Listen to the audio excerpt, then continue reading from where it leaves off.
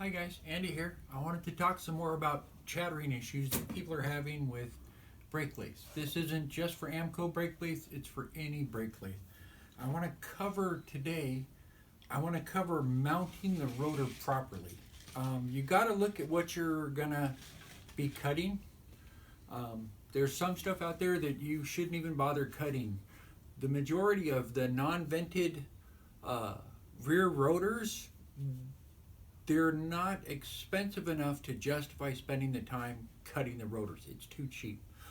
On the other hand, all those giant rotors, yeah, they get really expensive. The bigger the rotor is, the price goes up exponentially. There are rotors out there $1,300 a piece now.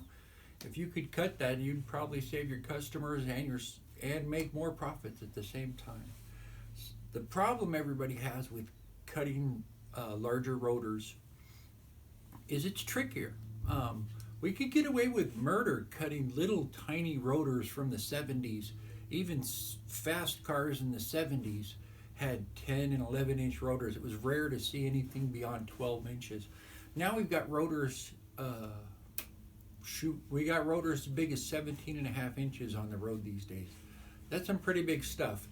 We're going to have to step up our game on that. And one of the main problems that people have is they try and cut bigger rotors and they automatically end up with a chattering situation. The first most common problem is they got the wrong belt speed. They're spinning the rotor too fast for what they're trying to cut.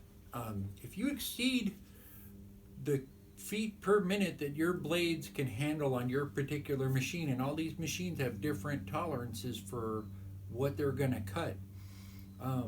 There's a lot of factors that can go into it not cutting properly. You can have problems with the cutter head not sitting flat enough. You can have problems with your rotor not being mounted properly. One of the most common mistakes is people use cups that are too small for what they're trying to cut. This rotor is 14 inches, right around 14 inches. You're going to need something more substantial than this little tiny cup here. These plates that come with the Quick Chuck are great for smaller stuff, but once you get up into the larger sizes, these plates aren't substantial enough to handle the problems. Another problem that people have is getting the rotor in keeping the rotor from chattering. You want to do stuff that helps you. One of the main things is understanding your tooling. This is a steel cup and this is an aluminum cup. The reason they make both is they both have specific benefits. If I'm mounting up a rotor and I'm worried about a chattering issue, I would really like to have a steel cup on the inside and an aluminum cup on the outside. The steel is very stable and it adds mass. The aluminum has a certain amount of compressibility where the aluminum cup crushes a little bit and it acts like a dampener. It really does. At first blush, you might think it'd be great to have two steel cups, but there's not going to be any dampening happening. We're only going to be relying on the mass of the steel cups. A good combination, and this is very popular and it cuts a lot of stuff without any headaches, is having a steel cup on the inside, a lead cup, and using the aluminum cup as a follower cup. The steel cup is going to determine how straight the rotor is on the machine. The aluminum cup is going to act like a rubber dampener. Even though it's aluminum, it still has some give to it. We're going to rely on that give, that compressibility, to keep the rotor from developing a secondary harmonic. A big heavy cup, a lot of times that'll take care of it. Like those 3-inch thick Adaptec cups, they're pretty good, but they don't really do any dampening. Even those have problems with their lack of dampening. They're solid as can be, and that's great. One of my favorite combinations, because I've seen it work on a lot of difficult rotors. I get called to people's shops. It's like, we got this new rotor that came out and we can't cut it. Like these transit van rotors. That's a pretty popular rotor these days. It's 2019, 2020 now, and that rotor's getting to be not out of the normal size range. To get that thing to cut, I found that the quick chuck and this cup, aluminum cup on the inside, worked pretty good, but that's only because this aluminum cup is pretty substantial. It's thick. If you use a regular aluminum cup, even if it's that size, it's not really stable enough. What I found works best with the transit van rotors is a heavy steel cup on the inside, the appropriate centering cone, and the aluminum cup on the outside. This is why it's really important to have a nice selection of tooling. If you want to do everything that's out there, which, if you have a shop where you do everything that's out there, you'd probably want to be able to do as much as possible. So for me, I love the quick chuck. That does the majority of what's out there. But some stuff, just harmonically, it doesn't work with these cups. So it's with these plates, you get harmonics in certain situations. Having different tooling that you can switch to makes a big improvement. There's two ways that you can address chattering developing with the rotor. It's a matter of a secondary harmonic developing. That's when you hear the ringing sound, like ring, ring, ring, ring.